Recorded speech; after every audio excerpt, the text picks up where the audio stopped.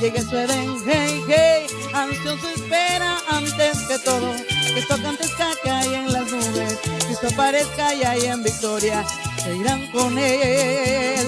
La la la la, la la la la, la la la la, la la la la, la la la la. Muy buenos días, muy buenas tardes, muy buenas noches, amadísimos hermanos en Cristo Jesús y simpatizantes del cristianismo. Estamos nuevamente con ustedes en este día glorioso que Dios hizo para todos, transmitiendo la serie que llevábamos titulada Nosotros predicamos fantasía para los que se pierden y poder de Dios para los que creen. Veníamos hablando de los juicios. Después de escuchar esta preciosa alabanza de mi hermana que me antecedió, vamos a comenzar.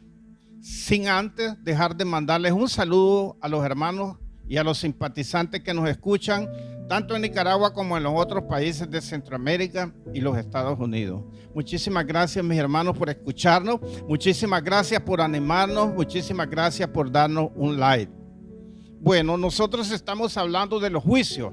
Vamos a hacer una recapitulización de lo que ya hemos hablado. Hemos predicado acerca de los juicios de Noé, el arca de Noé. Ya resumimos y dijimos pues de que era una prédica difícil de creer. Dijimos que Noé había predicado 120 años, puede ser 120 años, pueden ser 100, pueden ser 98. No especifica porque hay muchas versiones diferentes. No especifica los años, pero fueron una cantidad de años que Noé estuvo predicando. Estuvo predicando y nadie le creyó. Y vino el diluvio y se ahogaron todos y se murieron todos. Solo fueron salvados 8 personas, que fue Noé, su esposa, sus 3 hijos y sus 3 nueras. Los demás se perdieron porque no creyeron. Pero era difícil creer porque él estaba hablando de un arca. Él estaba hablando de un barco en un lugar donde no llovía. Salía un vapor de la tierra, o sea, un rocío que la refrescaba y no llovía. Y estaban haciendo el arca en un lugar, en una loma. Pues era difícil de creer. Y la gente estaba entusiasmada y preocupada por las cosas que a ellos les interesaba. Dice, comiendo, bebiendo, dándose en casamiento. No es pecado comer ni beber, ni es pecado casarse. Más bien el matrimonio es algo que instituyó el Señor. Pero lo que quiere decir la palabra es que el ser humano estaba embelesado, estaba preocupado solo en las cosas materiales, solo en sus intereses. Pero de Dios no querían saber nada. De Dios oían los mensajes, pero los oían. Por un oído les entraba, como decimos nosotros, y por otro les salía. Pero la gente no le ponía mucha mente a eso. Hasta que vino el diluvio y se ahogaron todos. Vamos a recapitulizar un poco conforme el juicio de Lot. El juicio de Lot que se dio sobre Sodoma y Gomorra también era un juicio. En el juicio anterior de Noé, el Señor dice que comían y bebían y se daban en casamiento y no le ponían mente a las cosas. Cuando habla de Lot, que habla de Sodoma y Gomorra, me llama mucho la atención porque habla que comían y bebían en los tiempos de Lot y que la gente estaba entusiasmada y preocupada por esas cosas, pero no habla del casamiento, porque no había casamiento ahí. Eran pecados contra natura lo que se cometían. Y el clamor, dice, llegaba tanto al Señor porque era una injusticia tremenda que había.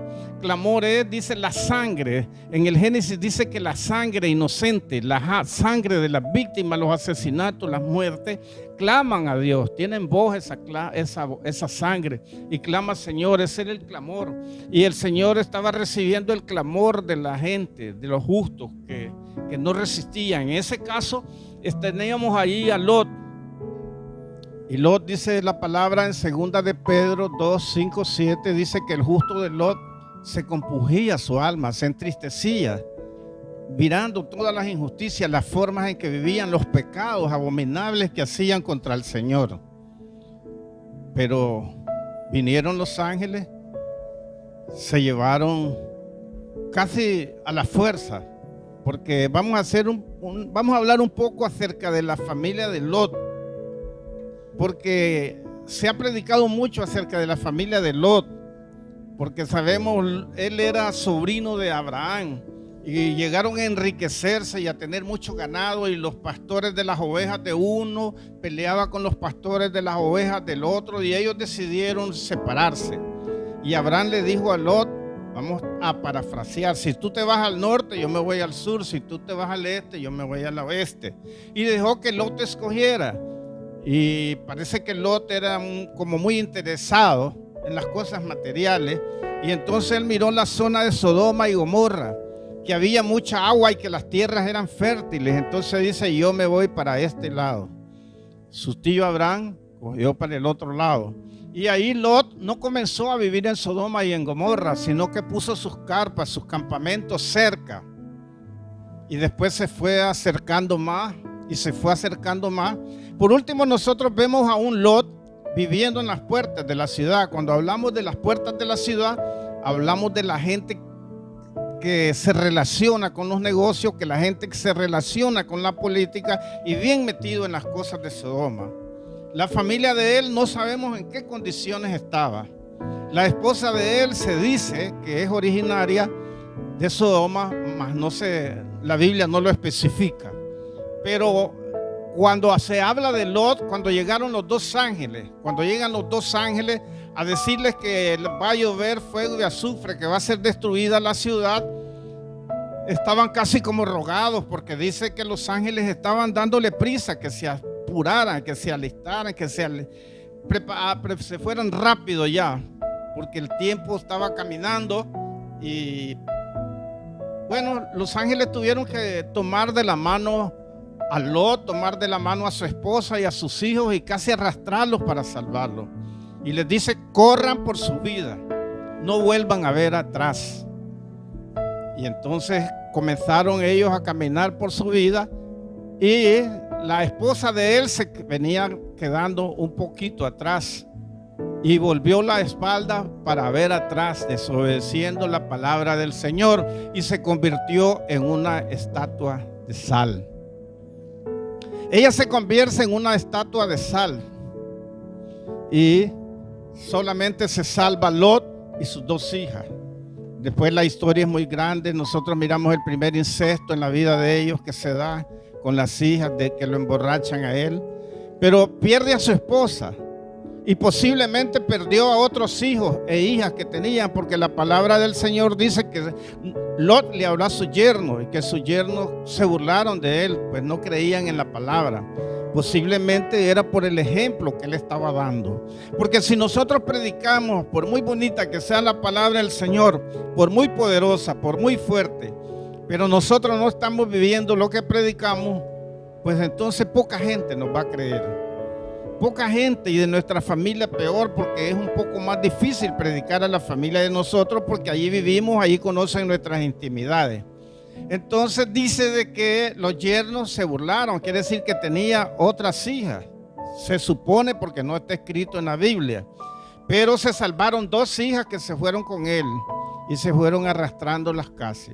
Cuando llegó a un lugar que se llama Zoar, allí se estancó él, allí se quedó, ya comenzó a llover fuego y azufre y se perdió toda la ciudad. Eran dos ciudades grandes, Sodoma y Gomorra. Habían otras un poco más pequeñas, Zeboín, Adma. Fueron consumidas en fuego y azufre. Me llama un poco la atención de que la mujer de Lot se convirtió en estatua de sal. Porque el Señor a nosotros en Mateo del 5 a 7 nos dice la palabra del Señor que nosotros somos la luz de la tierra y que somos la sal de la tierra. Entonces el Señor nos compara a nosotros como la sal. ¿Y qué es la función de que hace la sal? La sal da sabor a los alimentos, da sabor a la vida y también evita la putrefacción. En aquellos tiempos que no había la refrigeración, no habían refrigeradores, las carnes, los mariscos, todos los guardaban con sal. Le echaban sal y los guardaban. Cuando los iban a usar, simplemente los lavaban. Entonces la sal quita las bacterias, quita los microbios, quita toda la maldad del mundo. Entonces el Señor a nosotros nos compara. Dice, vosotros sois la sal de la tierra. La sal de la tierra, porque nosotros le damos sabor a la tierra. Porque nosotros, a través de la palabra del Señor, el pecado del mundo va desapareciendo. La gente va aceptando al Señor y sus vidas van cambiando. Y la sal también produce algo que se llama sed. Cuando nosotros comemos, por ejemplo, millo, les dicen en un lugar, en otro lugar, aquí les decimos en Nicaragua palomitas de maíz, pero en otros lugares son hojuelas de maíz. Entonces comemos esas cositas nosotros con bastante mantequilla y sal, tienen sal, entonces nos da sed. Entonces, al compararnos a nuestro Señor Jesucristo como la sal de la tierra, es porque cuando nosotros llevamos la prédica del Señor, cuando la gente mire el ejemplo de nosotros en nuestras vidas, cómo éramos, cómo estábamos en Sodoma y el Señor nos sacó de Sodoma, cómo estábamos en un mundo completamente perdido y el Señor nos trajo a la luz, nos trajo a su vida y nos dio vida eterna, y cómo la vida de nosotros ha venido cambiando. Entonces, después que nosotros conocemos al Señor, comenzamos a tener sed de su palabra y producir sed en los demás. Somos la sal de la tierra, producimos sed en los demás, sed de Dios. Y dice que la palabra del Señor dice que son manantiales de agua de vida que salen del Señor, manantiales de agua de vida que salen de la palabra del Señor. Esa sed que se produce es porque nuestro Señor Jesucristo tiene la vida eterna a través del agua que es la palabra de Él y que llegará a cada una de las personas que aceptan a nuestro Señor Jesucristo. Entonces nosotros, no es lo mismo ser la sal de la tierra, como dice nuestro Señor Jesucristo, a ser una estatua de sal. Una estatua de sal no camina para ningún lado. Una estatua de sal está en un solo lugar. Una estatua de sal no sala al mundo, no es la sal del mundo. Una estatua de sal no produce sed porque está estática en un solo lugar, no camina, no hace nada, no actúa. Entonces nosotros somos la sal de la tierra, pero no es lo mismo ser la sal de la tierra que la estatua de sal. Entonces cada uno de nosotros, con los dones que nos ha dado el Señor, a unos de alabanza, a otros de prédica, a otros de enseñanza, tenemos que tratar de ser la sal de la tierra que nos dice el Señor Jesucristo.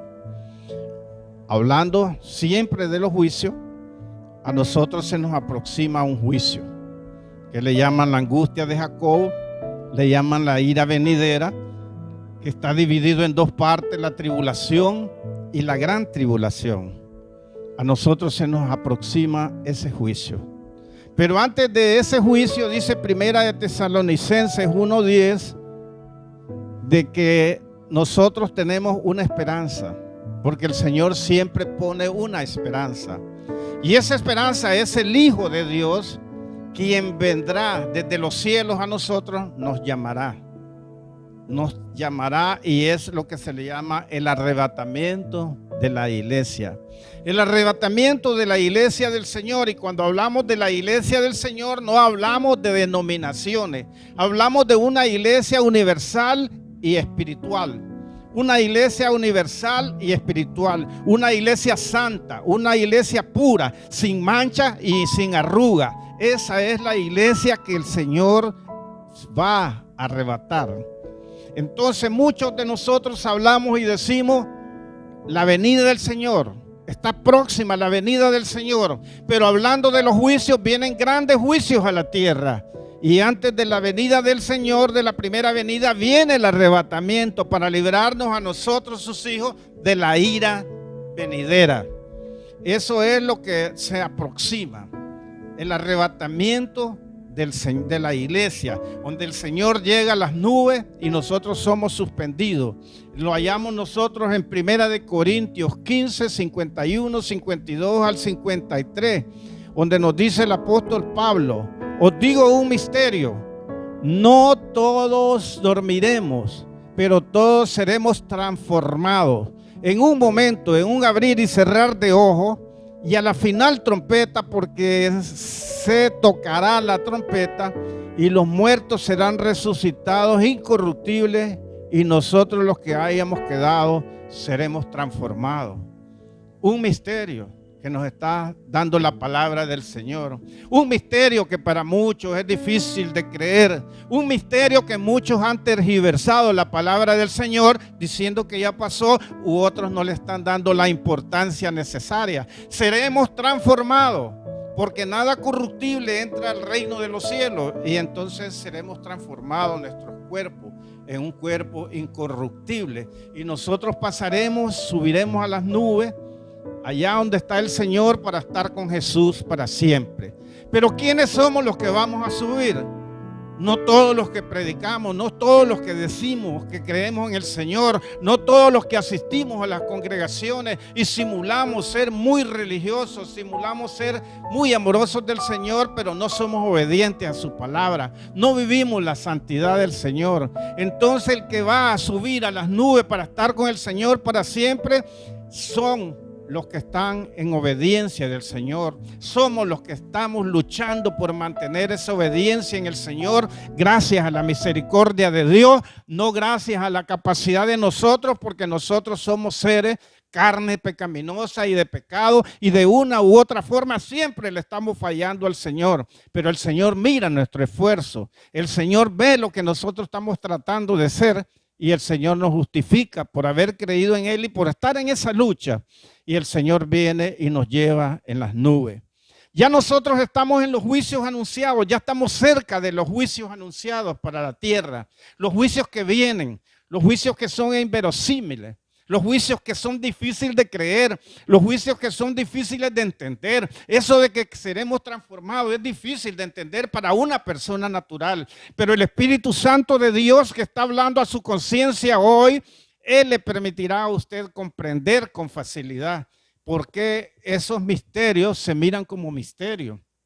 Porque esas cosas la gente no las cree. Porque estamos como en el tiempo de Sodoma y Gomorra, porque estamos como en el tiempo de Noé, solo preocupados por las cosas nuestras y no preocupados por lo demás. Están por las cosas del Señor, las oímos y un oído nos entra, por otro nos sale, pero no le damos la importancia. Mas sin embargo los tiempos van caminando. Ahorita ya estamos a inicios de esos juicios porque estamos viviendo principios de dolores. ¿Y qué es principio de dolores? Tantas pestes, tantas enfermedades, tantas guerras que se están dando, tantas señales que se están dando, los animalitos que están caminando en círculo, las ovejas caminando en círculo en un país, en otro país, otro tipo de animales, gansos caminando en círculo, los pájaros, los peces, se han visto por donde quiera. Los científicos dicen que corresponde a una enfermedad. Vamos a suponer que ellos tienen razón, corresponde a una enfermedad.